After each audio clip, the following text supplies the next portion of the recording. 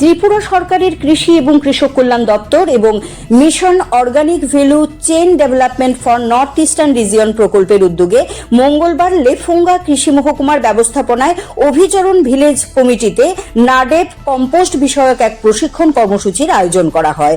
প্রশিক্ষণ শিবিরে প্রধান প্রশিক্ষক হিসেবে উপস্থিত ছিলেন কৃষি এবং কৃষক কল্যাণ দপ্তরের অর্গানিক শাখার সহকারী পরিচালক রাখি দেববর্মা। তিনি কৃষকদের জৈব কৃষির গুরুত্ব, নাডেপ পদ্ধতিতে জৈব কম্পোস্ট সার তৈরির কৌশল এবং এর বহুমুখী উপকারিতা সম্পর্কে বিস্তারিত ধারণা দেন।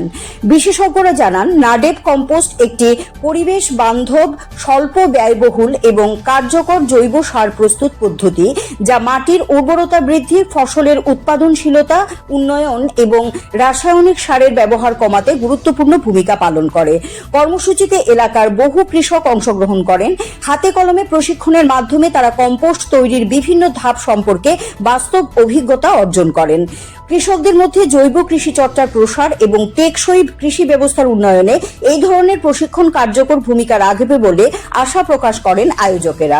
অনুষ্ঠানের শেষে কৃষকদের বিভিন্ন প্রশ্নের উত্তর দেওয়া হয় এবং জৈব কৃষি সংক্রান্ত প্রয়োজনীয় পরামর্শ প্রদান করা হয়। আজকে আমরা আন্ডার লেফুঙ্গা এগ্রি সাব ডিভিশনের আন্ডার ওয়েস্ট ডিস্ট্রিক্টে আমরা নাডেপ কম্পোস্টের উপরে আমরা একটা প্রশিক্ষণ বা ট্রেনিং দিয়েছি ফার্মার্সরা, ওখানে এফপিসিরা, তো যারা মহিলা এফপিসিরা এসেছিল, খুব ভালো ট্রেনিং হয়েছে। কম্পোস্টিং, নাডেপ কম্পোস্টিং, যেটা আমরা আরেকটা আছে ভার্মি কম্পোস্ট, যাতে কেঁচু দিয়ে হয়।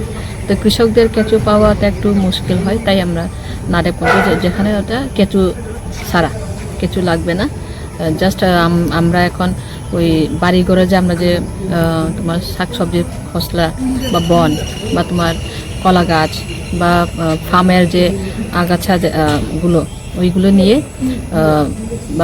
ওইগুলো নিয়ে প্লাস তোমার গোবর লাগবে, জল লাগবে, আর প্লাস তোমার যে মাটি, যে ভার্জিন সয়েল যে কয়, যে যেখানে বট গাছের নিচে বা জঙ্গলের মাটি উপরের ভার্জিন সয়েলটা, আর একটু মাটি, এটা দিয়ে সারটা তৈরি হয়।